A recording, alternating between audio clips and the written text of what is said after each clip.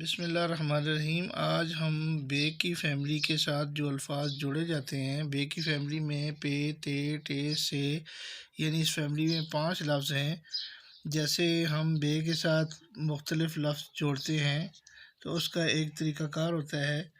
जैसे बे के साथ अलिफ़ जोड़ी जाती है तो ऐसे बे अलिफ़ बा। इसी तरीके से बे के साथ जब बे जोड़ी जाती है तो इस तरह छोटी सी मद बनाने के बाद फिर नीचे की तरफ बे लिखी जाती है। ये बे के साथ बे हो गया। इसी के साथ बे के साथ पे, ते, टे, से, यही स्टाइल है जोड़ने का। फिर बे के बाद बे के साथ हम जोड़ते हैं जीम। ये बे की लाइन, फिर जीम पूरा लिखेंगे।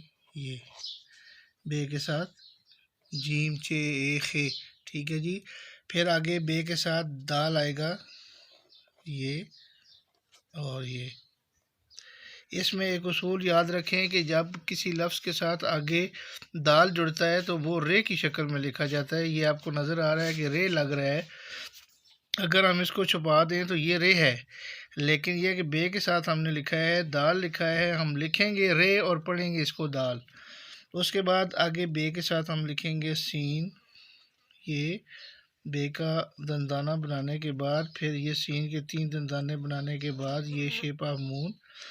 फिर बे के साथ शीन लिखेंगे तो स्लाइड वाली लिखेंगे तो इस तरह लंबा खींच के लाएंगे और फिर ये इस तरह शेप ऑफ मून बना के नुक्ते डाल के बे के साथ शीन बन जाएगा। अब इस तरीके से हम बे के साथ स्वाद लिखते हैं तो यही तरीक़ाकार है। ये स्वाद बनाने के बाद ये शेप ऑफ मून, बे के साथ स्वाद हो जाएगा। अब बे के साथ हम तोय लिखना चाहते हैं। बे के साथ हमने दाल लिखी है, लेकिन यहाँ पर बे के साथ रे रह गई है ना, तो बे के साथ रे लिखने का ये तरीका है कि ये रे सादी लिखी जाती है। बे के साथ, पे के साथ, ते के साथ, टे के साथ, जिसके साथ भी हम लिखेंगे सादा रे लिखेंगे। जैसे हम लफ्ज़ लिखते हैं अक्सर पर, तो ये पर इस तरह लिखेंगे, स्लाइड वाली इसके साथ नहीं लिखेंगे, बल्कि हमेशा ये सादा रे का इस्तेमाल होगा। बे, पे, ते, टे, से, तीनों के चारों पांचों के साथ जब हम रे लिखेंगे, अड़े लिखेंगे, जे लिखेंगे या से लिखेंगे तो ये सादा ही लिखेंगे। आगे हम स्वाद तक पहुंच गए थे, तो स्वाद के बाद ज्वाद चूँकि सेम तरीके से लिखी जाती है तो ये मैं नहीं लिखता। मैं आगे आपको तोय लिख के दिखाता हूँ। बे के साथ तोय लिखनी है तो ये लंबी लाइन बनाने के बाद फिर इसके साथ ये तोय लिखा जाएगा, बे के साथ तोय।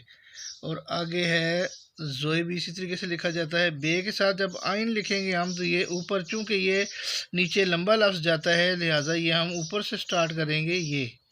ये आइन लिखने का स्टाइल होता है।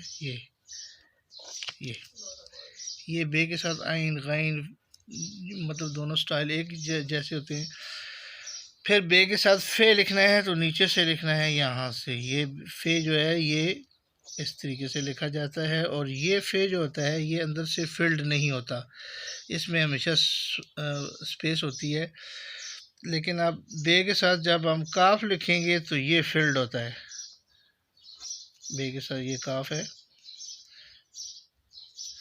फिर बे के साथ क्याफ हम जब लिखेंगे तो इसका ये स्टाइल है। बे नीचे से स्टार्ट करेंगे, चूँकि ये लाइन के ऊपर आएगा ये, तो लिहाजा हम उस तरीके से शुरू करेंगे ताकि ये लाइन से नीचे ना आए।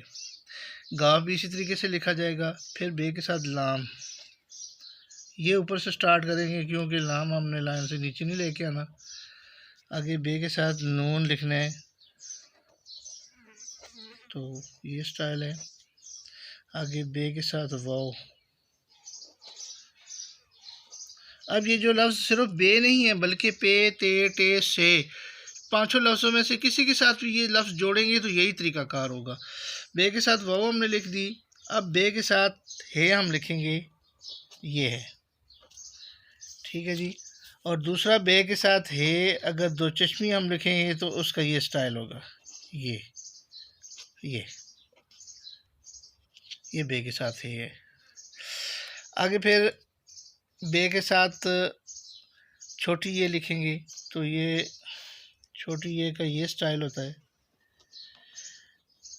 लेकिन अगर हम बे के साथ लिखेंगे तो ये इस तरीके से लिखेंगे, बे के साथ छोटी ये तरीक़ाकार है।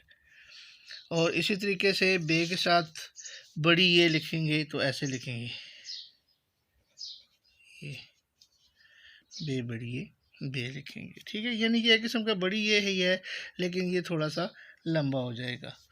तो ये था आज का सबक। इंशाल्लाह नेक्स्ट सबक में हम फिर मिलेंगे। अल्लाह हाफिज़।